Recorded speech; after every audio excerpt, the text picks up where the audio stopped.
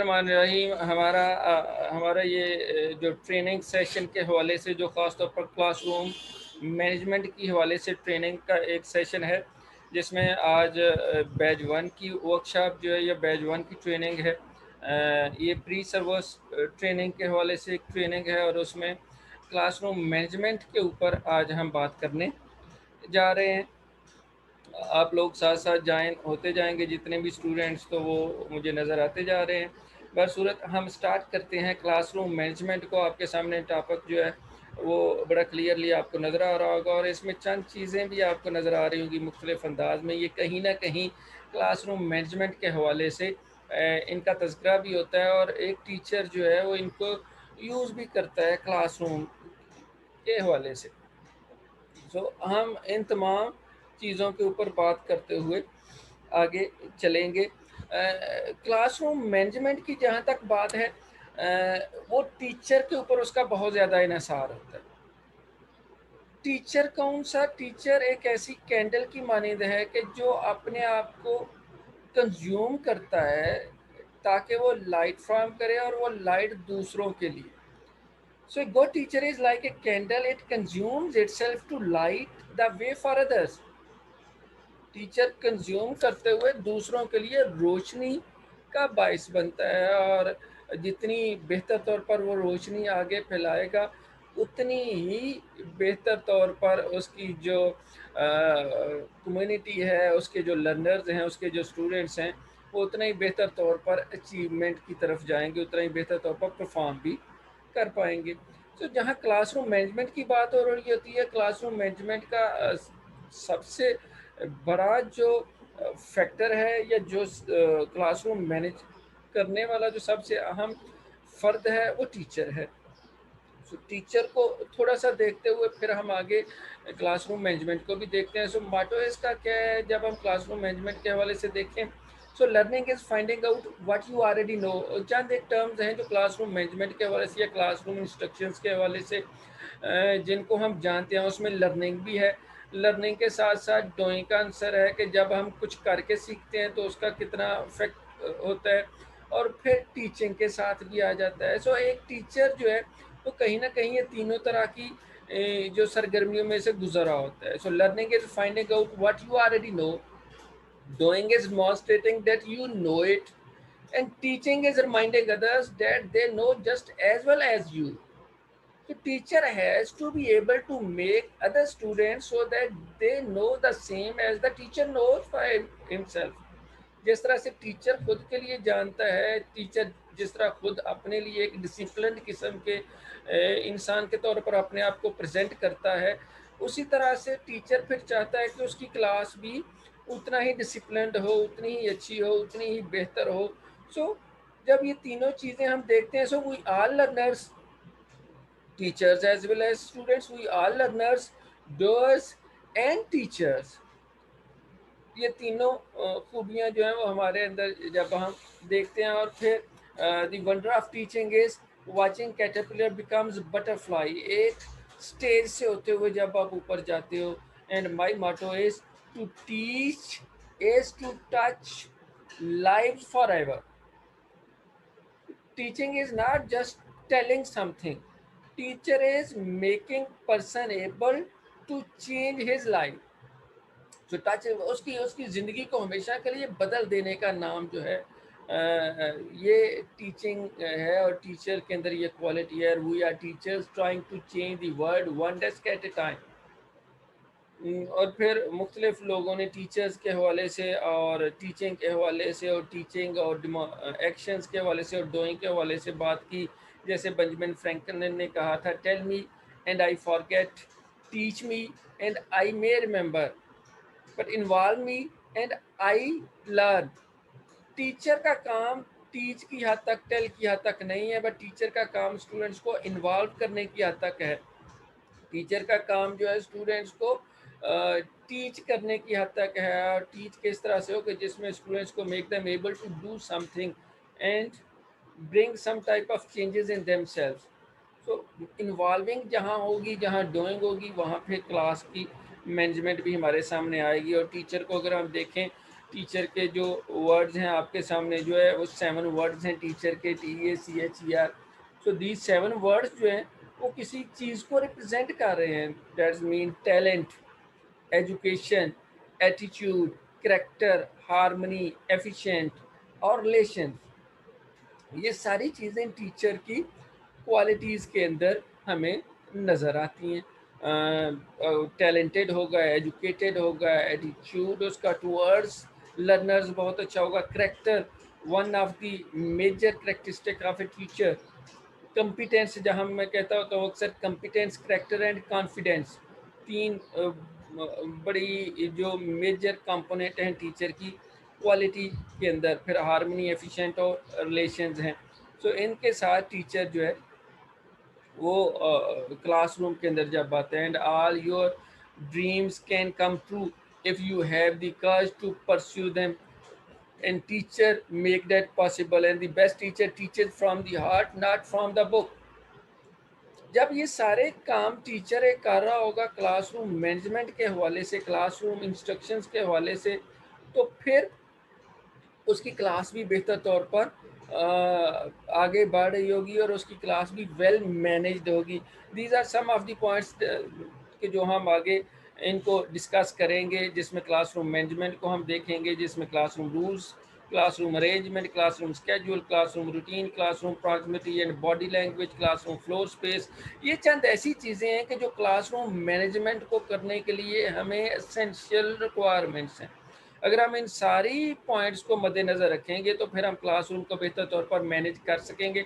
But before discussing on to those points, what is classroom management? हम word जो है management का तो हमने अक्सर सुना हुआ भी है, मैनेजर्स का, teacher is a manager also. और मैनेजमेंट का वर्ड जब हम सुनते हैं, मैनेजमेंट जो है वो एक प्रोसेस है, प्रोसेस इन्वॉल्विंग जो और कैसा प्रोसेस इन्वॉल्विंग जिसके अंदर हमारे पास ह्यूमन सोर्सेज होती हैं, जिसके पास हमारे फिजिकल सोर्सेज होते हैं, जिसमें हमारे पास फाइनेंशियल सोर्सेज होते हैं। और इन तीनों तरह के फाइनेंशियल सोर्सेज को इस्तेमाल करते हुए हम ऑप्टिमम यूटिलाइजेशन इनका करते हुए मैक्सिमम आउटपुट जो है वो हासिल कर सकें। So by utilizing optimum resources and getting maximum output, और इस सारे प्रोसेस को अगर हम कहते हैं तो ये management. So management involves coordination,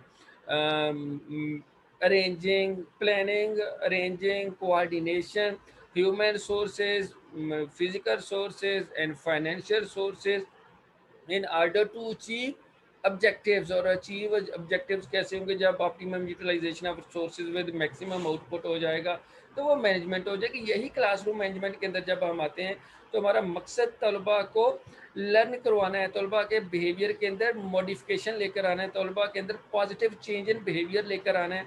और पॉजिटिव चेंज इन बिहेवियर किस तरह से आएगा कि टीचर अपनी कम से कम एनर्जीज़ को, अपने कम से कम टाइम को, अपने कम से कम वसाइल को इस्तेमाल करते हुए तलबा के अंदर वो तब्दीलियाँ ले आए, वो चेंज ले आए कि जो डिज़ायर्ड गोल्स हैं उनको वो हासिल कर ले। तो ऐसी सूरत में जो क्लासरूम के अंदर उसकी मैनेजमेंट होगी उसको हम क्लासरूम मैनेजमेंट कहेंगे। और इसी के ऊपर हम अभी देखते भी हैं मुख्तसर सी डेफिनेशन जो आपके सामने यहाँ है कि क्लासरूम मैनेजमेंट हम किसे कहते हैं। आप लोग अभी देख पा रहे होंगे कि classroom management is a term, classroom management is a term used by teachers to describe the process of ensuring that classroom lessons run smoothly despite disruptive behavior by students। Classroom के अंदर शरारती बच्चे होते हैं। इस क्लासरूम के अंदर भी शरारती बच्चे थे। अभी स्टार्ट पे ही जैसे ही मैंने लॉगिन किया तो कुछ शरारती बच्चे जो हैं उन्होंने अपना माइक ऑन किया हुआ था, जिसकी वजह से मुझे माइक को ऑफ करना पड़ा। बट चूँकि ये फेस टू फेस है और फेस टू फेस पे स्टार्ट पे ही था, तो कैसे हम इनको कंट्रोल कर सकते हैं या इस चीज़ को रोक सकते हैं? So classroom management is a term used by teachers to describe the process of ensuring that classroom lessons run smoothly despite disruptive behavior by students, and the term also implies the prevention of disruptive behavior।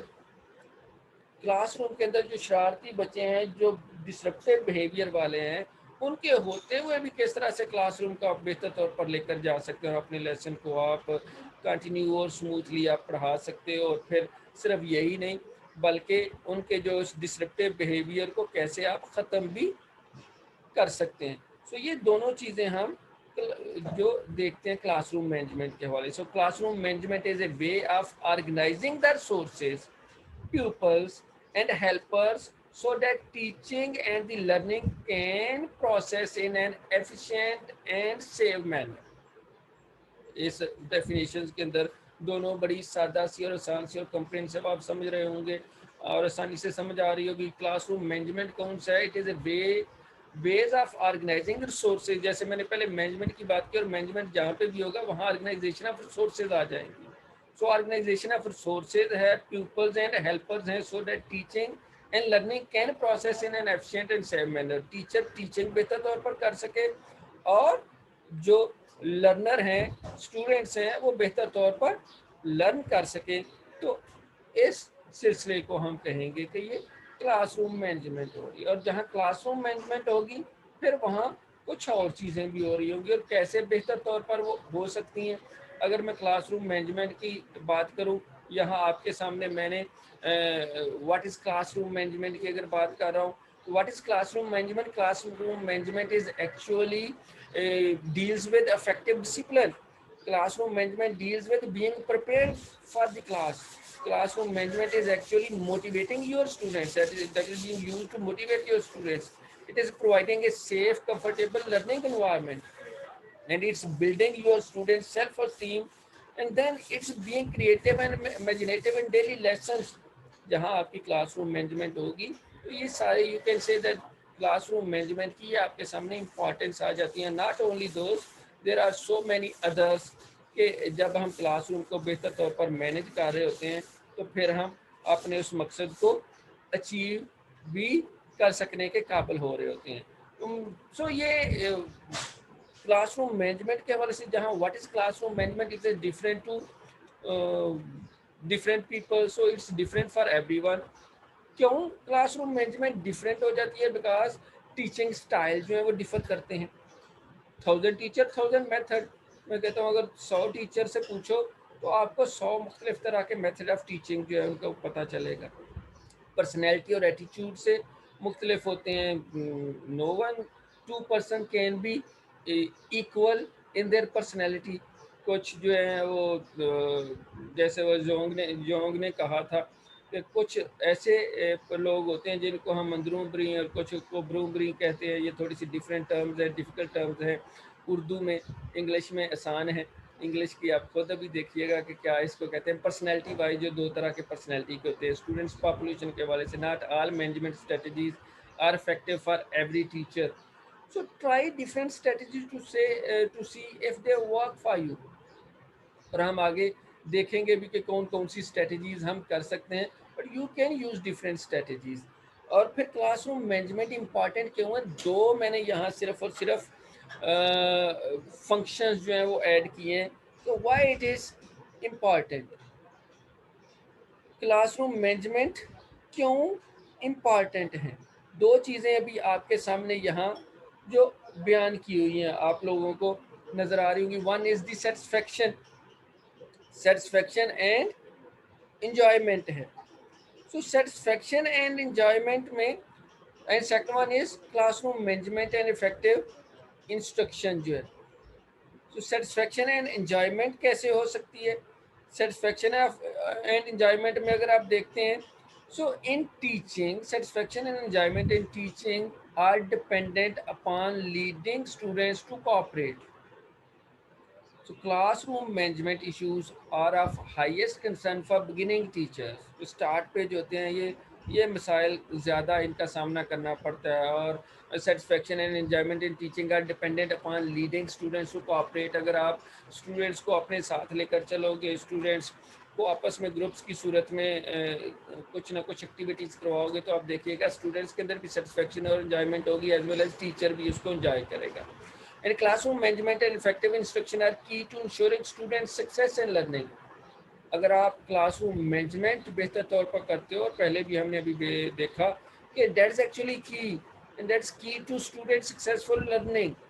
जितनी बेहतर आप classroom management करोगे उतनी students की learning जो है वो बेहतर होगी और स्टूडेंट्स बेहतर तौर पर लर्न भी करेंगे। So a teacher be prepared, a teacher be organised, be on time, be prepared for change to your even the best laid plan, then have a plan B and have a plan C. Teacher can come with a plan A, but he should have plan B and plan C with himself, because sometimes अचानक से ऐसी situation जो है वो रोज हो जाती है कि जहाँ पर आपका प्लान ए जो है वो काम नहीं करता, then you have to go for your plan B and plan C, ताकि आपको कहीं पे भी किसी भी तरह से शर्मिंदा होना ना पड़े।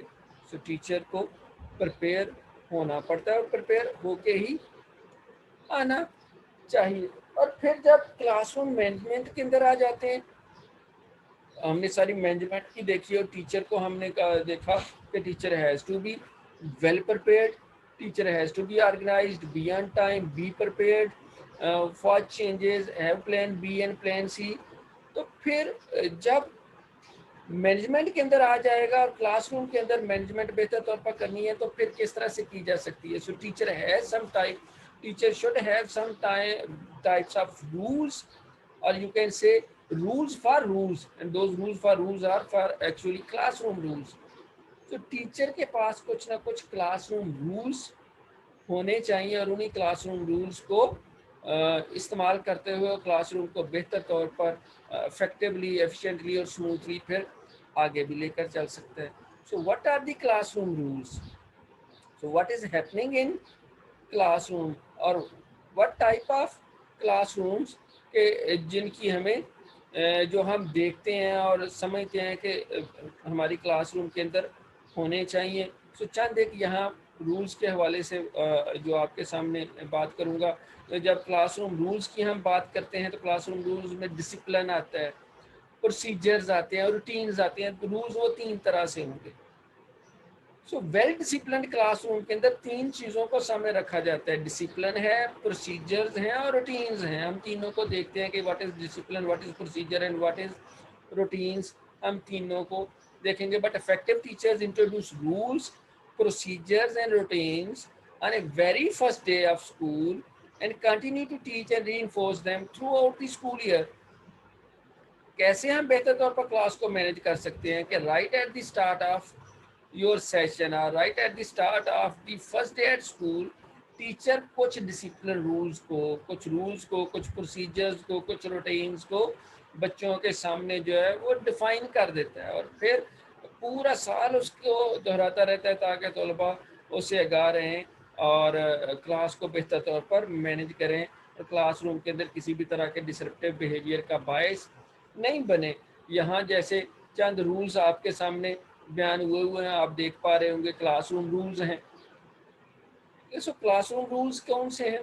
लिसन है, सो लिसन अटेंटिवली है, keep your hands to yourself. जब तलबा क्लासरूम के अंदर हों तो एक दूसरे को मोस्टली जो क्लासरूम के अंदर होता है कि बच्चे एक दूसरे को तंग करते हैं। So keep your hands to yourself, raise your hand if you have something to say, follow directions and do your best. So ये क्लासरूम रूल्स के हवाले से अगर हम देखते हैं। इसी तरह से there are some other rules जो सिंपल रूल्स हैं, रेज योर हैंड्स हैं, लिसन क्वाइटली है, फॉलो डायरेक्शंस हैं, वॉक डोंट रन है। क्लासरूम के अंदर बच्चे जो हैं एक ये होता है ब्रेक के फौरन बाद जैसी ब्रेक बंद होती है बच्चे दौड़ते हुए आते हैं। सो that rule should again and again be taught to students. So walk, don't run, and so as to, that's for teacher कि टीचर जब क्लासरूम के अंदर पढ़ा रहा होता है तो उसको बड़ा साइलेंटली क्लासरूम के अंदर एक साइड से दूसरी साइड पर जाना है, ना कि क्लासरूम के अंदर भागना शुरू कर देना है। And help clean up, share है, and be a friend. So there are some simple rules and there are some other rules के जिनको जैसे लिसन है, keep your hands to yourself है, raise your hands if you have to say something है, follow direction है, do your best. So चंद ये rules हैं कि जिनको तलबा को फॉलो करना है और क्लासरूम के अंदर इनको होनी चाहिए। और फिर रूल्स फॉर रूल्स भी हैं। So rules for rules, if you have some type of rules, then those rules should have some type of rules to be developed. Keep the wording simple, rule अगर कोई रखे हैं तो वो बड़े simple हों। ये ना हो कि रूल्स को समझाने के लिए भी टीचर को 2 लेक्चर चाहिए। So have rules represent your basic expectations, keep the wording positive if possible, make your rules specific, make your rules describe behaviour that is observable, make your rules describe behaviour that is measurable. क्योंकि जब हम behaviour की बात करते हैं तो observable और measurable ये दोनों क्वालिटीज़ उनके अंदर होनी चाहिए। हम कहें कि हम तलबा को बाअदब बनाना चाह रहे हैं, सो बाअदब बनाने वाले जो रूल्स हैं, अगर आप ये तो लिख तो देंगे कि तलबा को बाअदब तरीके से अंदर आना चाहिए, अब बाअदब को ऑब्जर्व करना और मेजर करना थोड़ा सा मुश्किल हो जाता है। तो इसकी जगह पे हम कहते हैं बादब क्या है कि कामली आराम से तलबा जो है क्लासरूम के अंदर वाक करते हुए आए, टीचर की मौजूदगी में एहतराम से खड़े हों, बैठे ना कि भागते हुए आए, और क्लासरूम के अंदर कोई बैठने और खड़े होने का कोई उनका अंदाज ना हो। So sign consequences to breaking the rules, so consequences भी मौजूद होने चाहिए। Always include a compliance rule, keep the rule posted and consider having rules recited daily for first 2 weeks, then periodically। दोहराई उनकी जो है वो कंटिन्यूस होनी चाहिए, तो तभी जाके हम देखते हैं कि स्टूडेंट्स जो हैं वो बेहतर तौर पर कंप्लाइंस भी करेंगे और अच्छे बिहेवियर को शो भी करेंगे। कुछ इनअप्रोप्रिएट रूल्स हैं और कुछ प्रेफर्ड रूल्स हैं। Inappropriate rules: be responsible, pay attention, do your best, be kind to others, respect authority, be polite। वहीं पे preferred rules क्या है? Keep hands, feet and objects to yourself, raise your hands and wait for permission to speak, sit in your seat unless you have permission to leave it, and walk, don't run at all times in a classroom। ये पहले भी आल दो के इनमें से चंद जो हैं वो हमने डिस्कस किए। सो अप्रोप्रिएट और इनअप्रोप्रिएट और प्रेफर्ड रूल्स हैं, दोनों तरह से हम क्लासरूम के अंदर इनको यूज़ करते हैं। और इसी तरह से जब ये रूल्स ना हों तो बाज़ औक़ात फिर हमें स्टूडेंट्स की तरफ से जो डिस्ट्रप्शन आती है, जो क्लासरूम के अंदर इश्यूज आते हैं, चूज गम के हवाले से है, टर्न इन स्लॉपी पेपर है, वॉक इन क्लासरूम नॉइजली है, passes paper in incorrectly, arrives late, does not bring textbooks, does not bring textbooks and does not bring pencil or pen। even जब अल्लामा Iqbal open university की face to face classes होती थी तो ख़ास तौर पर mail हजरात जो हैं, मेल स्टूडेंट जो हैं, फीमेल भी काफ़ी होती थी, बट मेल हजरात जो हैं वो आके बैठते थे और ऐसे आते थे जैसे कि वो जुमा पढ़ने आए हैं। They don't have any type of paper और pencil in their hand. Paper pencil हाथ में क्या, उनकी किसी पॉकेट में भी नहीं होती थी, और ऐसे वो पीछे आके बैठ जाना। क्लासरूम है तो क्लासरूम के अंदर आपके हाथ में पेपर पेंसिल और टेक्स्ट बुक होनी ज़रूरी है। So making fun for teachers and principals, classroom के अंदर अगर आप करते हो, abusing words in classroom and creating disturbance to others, ये ऐसी कुछ चीज़ें हैं, ऐसी एक्टिविटीज़ हैं कि जो क्लासरूम के अंदर डिसरप्टिव बिहेवियर का बायस बनती है। और आप सारे कहीं ना कहीं किसी न किसी एक इस डिसरप्टिव बिहेवियर का अपनी ज़िंदगी के अंदर जो है वो मुशाहदा कर चुके होंगे। इवन ना सिर्फ मुशाहदा किया होगा बल्कि आप इसके अंदर जो है वो इंडल्ज भी रहे होंगे। आपने इनमें से किसी न किसी एक एक्टिविटी को किया भी होगा जब आप क्लासरूम के अंदर पढ़ते होंगे। तो फिर पॉसिबल करेक्टिव कॉन्सिक्वेंसेस या पॉसिबल करेक्शन, हम करेक्टिव मेजर्स किस तरह से कर सकते हैं, इसके लिए प्रॉक्सिमिटी मैनेजमेंट होनी चाहिए। प्रॉक्सिमिटी मैनेजमेंट कैसे है कि टीचर जो है तलबा के साथ अपनी क्लोजनेस को शो करें। टीचर तलबा की क्लोजनेस, और क्लोजनेस कई तरीकों से हो सकती है। Closeness as a friendly nature की तौर पर भी है, क्लोजनेस बच्चों के नाम कॉल करने से भी है, क्लोजनेस क्लास के अंदर मूवमेंट के ज़रिए से भी है। फिर वर्बल रिप्रीमांड और वार्निंग्स हैं, टाइम ओन्ड आफ्टर क्लास है, इसी तरह से इन क्लास टाइम आउट्स हैं, पेरेंटल कॉन्टेक्ट्स हैं, रेस्टिट्यूशन है, प्रिंसिपल नोटिफिकेशन फॉर्म है, डिसिप्लिनरी रेफर्स हैं. So it should be noted that prior to enacting corrective consequences, positive reinforcement strategies should be utilized. और जब हम reinforcement positive reinforcement strategy utilize करेंगे तो फिर कहीं ना कहीं हम तलबा को मिस बिहेवियर से या डिसरप्टिव बिहेवियर से हम उनको दूर रख पाएंगे. सो ये चंद एक करेक्टिव मेजर्स की जो मैंने बात की. So as you consider some of your most challenging students for class, that is actually three C's of classroom management. और अक्सर मैं 3 C's मुख्तलिफ 3 C's की बात करता रहता हूँ. जैसे टीचर की क्वालिटी के ऊपर मैंने आपके सामने डिस्कस किया, कंपिटेंस, करेक्टर और कॉन्फिडेंस. सो इसी तरह से क्लासरूम मैनेजमेंट में भी 3 C's हैं. So as you consider some of your most challenging students or classes, think about your approach to classroom management through the lens of these 3 areas: connection, consistency and compassion. ये तीनों चीजें अगर आप classroom के अंदर रखोगे, connection, consistency and compassion with your students, then you will see that you can easily manage your class और बेहतर तौर पर आप उसको मैनेज भी कर पाओगे. फिर जहाँ बाकी चीज़ें हैं वहाँ क्लासरूम अरेंजमेंट का भी है. क्लासरूम, ये तो अभी मैंने टीचर और स्टूडेंट का ज़्यादा जिक्र किया, क्लासरूम एनवायरनमेंट भी है.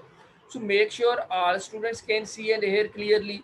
टीचर जो है वो ऐसी जगह मौजूद हो कि जहाँ तालिब इल्म उसको देख सकें और सुन सकें. Arrangement is determined by learning activities, lecture, class discussion, small group work. किसी भी सूरत में allow room and easy access for proximity control.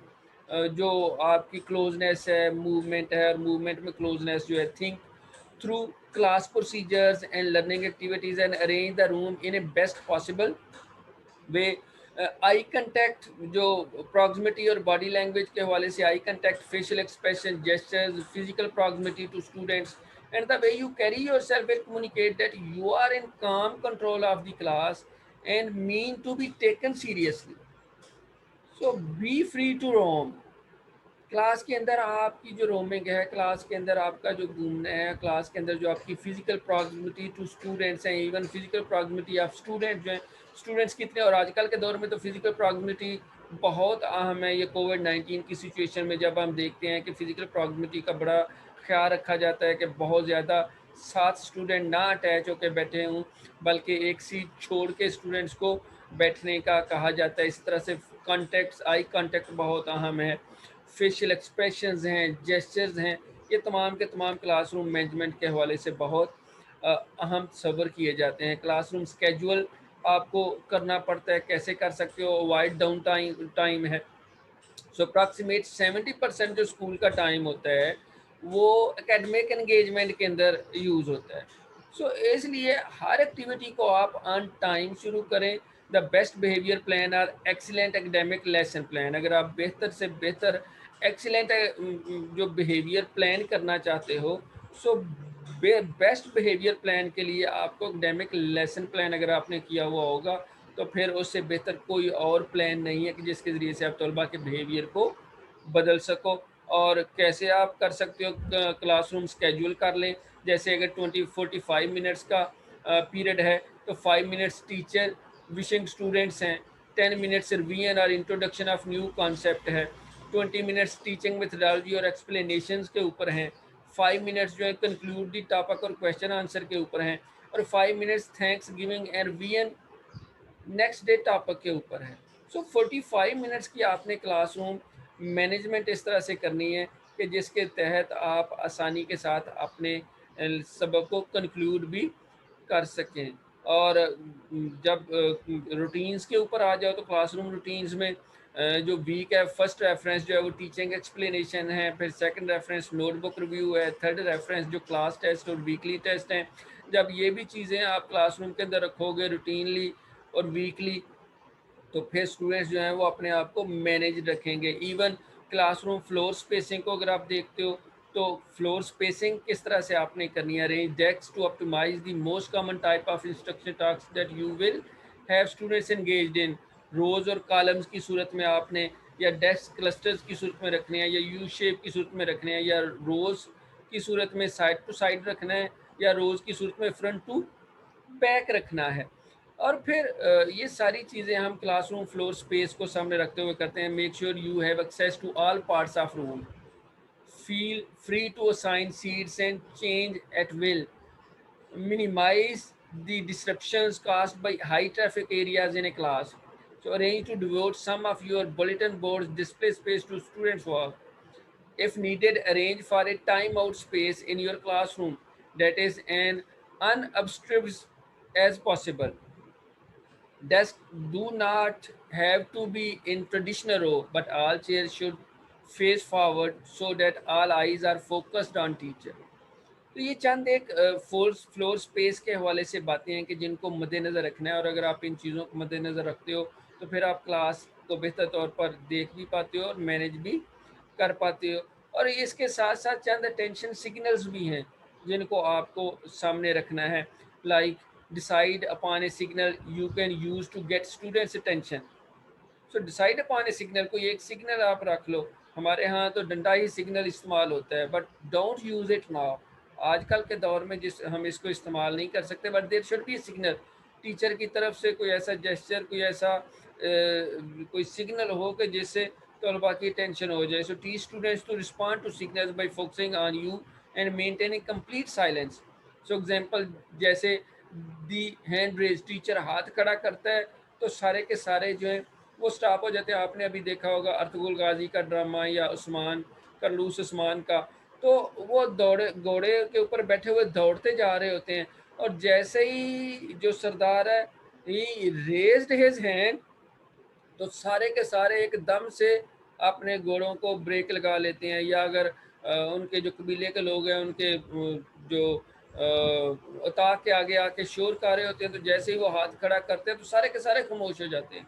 So that is what giving some type of signal to the class, कोई ऐसा हो कि जिससे आप क्लास को चुप करवा सकते हैं। सो से class your attention please, class your attention please. So this prompts all students to stop, look at you and raise hands. So ये attention signal की सूरत में भी हम कर सकते हैं। और if the classroom is not disciplined, it is the lack of procedures and routines. कोई ना कोई इनके अंदर ही खराबी होगी कि जिसकी वजह से वो डिसिप्लिन नहीं होगी। सो प्रोसीजर और रूटीन्स को फॉलो करना है ताकि बेहतर तौर पर हम क्लास को आगे लेकर चल सकें। सो डिसिप्लिन, रूटीन्स और प्रोसीजर्स हैं जिनको देखना है और इनको मद्देनज़र रखते हुए क्लास को लेकर जाना है। कैसे लेकर जाते हैं? डिसिप्लिन, प्रोसीजर, रूटीन्स में पनिशमेंट और डिसिप्लिन दोनों को सामने रखना है। पनिशमेंट और डिसिप्लिन के ऊपर मैंने इतनी बात यहाँ नहीं करनी, ये अलग से भी जो टॉपिक है डिसिप्लिन के हवाले से या क्लासरूम डिसिप्लिन के हवाले से, I think so why do we punch, because it works, because it's quick and it requires low level of thinking skills. but punishment ये नहीं है जहाँ punishment का मतलब हो कि वहाँ पर use of some type of stick ही है। so punishment is effective for approximately 95% of students. punishment can be in the form of detention, detention की सूरत में भी हम पनिशमेंट दे सकते हैं। Punishment is in the form of removing some type of incentives, आप इंसेंटिव को ख़त्म कर देते हो स्टूडेंट्स को, तो ये भी उसके लिए पनिशमेंट है। सो पनिशमेंट जो है actually produces rapid suppression of behaviour, often temporarily भी होता है बट हासिल होता है। सो डिसिप्लिन वर्सेस पनिशमेंट के हवाले से चांदे की बातें हैं कि अगर डिसिप्लिन है तो साथ में पनिशमेंट भी है। डिसिप्लिन है, punishment strives to replace an unwanted behaviour with the desired behaviour, and punishment is takes away behavior by force but replaces it with nothing. so एक ही चीज़ डिसिप्लिन की सूरत में आप कैसे कर सकते हो और पनिशमेंट की सूरत में कैसे कर सकते हो, ये मुख्तलिफ एग्जांपल जो है मैंने यहाँ पे दी हुई है। डिसिप्लिन वर्सेस पनिशमेंट की सूरत में allow child to rebuild self esteem, ये डिसिप्लिन है। और पनिशमेंट क्या है? Damages fragile self esteem. So हमें किस को करना है और किस को नहीं करना, ये जो है ये टीचर के हाथ में है। सो बातें अभी और भी काफ़ी हैं, प्रोसीजर्स के हवाले से हैं, डिसिप्लिन और प्रोसीजर्स के हवाले से दोनों में फ़र्क क्या है, और इवन हाउ टू टीच में फिर मैंने देखा कि क्लासरूम को किस तरह से आप मैनेज कर सकते हो, सेस कर सकते हो, मीडिया को किस तरह से यूज़ कर सकते हो, यूजिंग द ग्रुप किस तरह से हो सकता है, मेथड और प्लानिंग किस तरह से हो सकती है, इफ़ेक्टिव टीचर कौन सा हो सकता है, और इफ़ेक्टिव टीचर की चंद बातें यहाँ मैंने बयान की। गुड टीचर के अंदर कौन कौन सी क्वालिटीज़ हैं, अगर वो बेहतर मैनेजर है तो किस तरह से उसके अंदर डेवलप हो सकती हैं। So all that is for you. और इसी प्रेजेंटेशन